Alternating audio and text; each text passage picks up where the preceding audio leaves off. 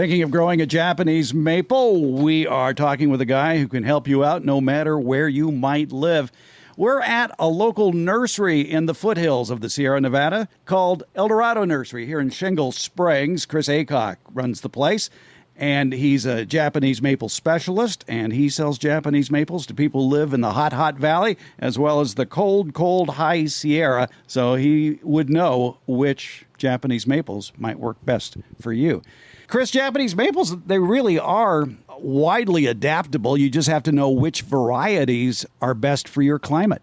Yes, you do, and how to care for them in the individual areas as well. So mulching for the hot valleys is very, very important for them. And I would think, too, in the hot valley, they'd like some protection from the sun.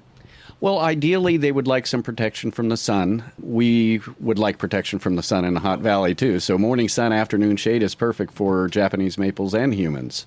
There are quite a few that are adaptable to the full sun. Again, mulching is very critical. Keep the roots cool. Although we will recommend full sun for quite a few of the varieties, we will tell you to pull it away from the house so there's no reflective heat. So you're better to have it out in the open rather than up against a hot wall. How well do Japanese maples do along the coast?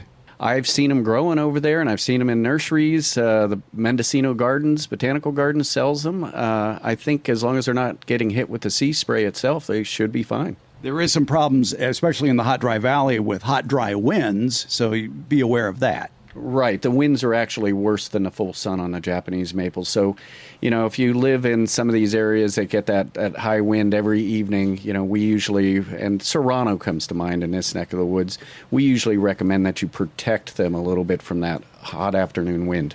What about for people who live at the upper elevations that you're selling to, who live at 5,000, 6,000 feet? They have cold winters.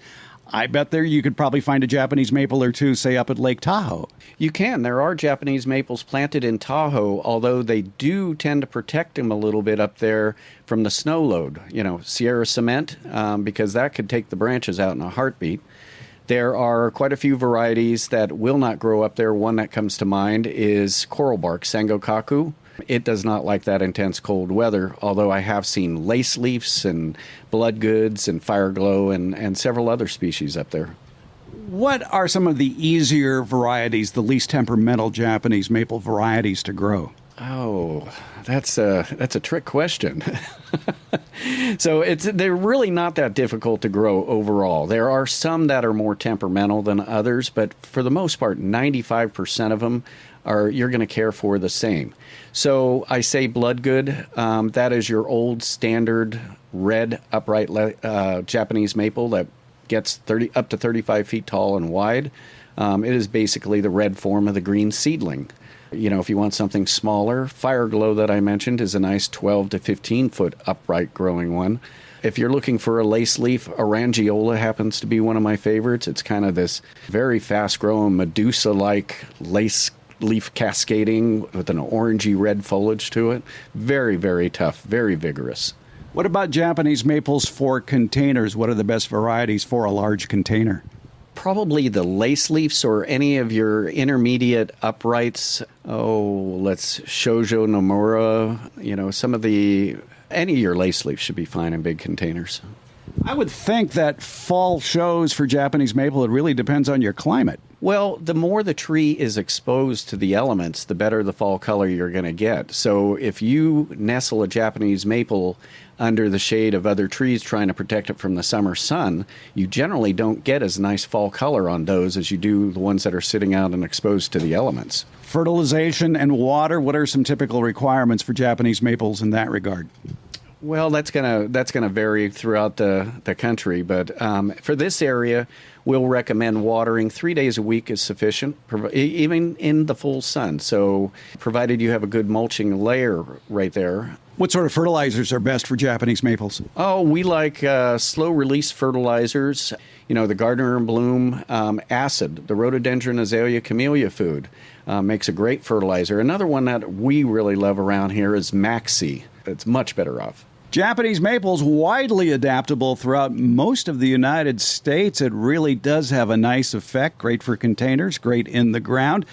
I would say put it at a place where you can enjoy it while sitting in the house. Yeah, and plant several different varieties so that you get a different array of fall color, because it's not just red. There are oranges and brick colors and yellows and, and different shades of red. I would imagine one good tip then for buying Japanese maples is do it in the fall when they're turning color at the nurseries and pick them out then. As a general rule of thumb for any tree, if you're trying to pick that fall color out and you want a specific one, that's the best time to do it. Although these are all grafted varieties. There are thousands of them listed in a book by Varieties, and they're pretty true to form if you get a good grafted variety. If you're planting a seedling, then you definitely want to look for it in the fall. Well, that brings up another question. They do seed. Are those worth growing? Well, time will tell. You can take those seedlings and grow them on, and who knows, you may come up with a different form that's never been seen before in the world. That's how most of them are usually found. All right, Japanese maples. Why not add one or two to your landscape? Chris Aycock is with Eldorado Nursery and Gardens in Shingle Springs, California, here in the Sierra foothills. Chris, thanks for the lecture on Japanese maples. Oh, thank you. Thanks for stopping in.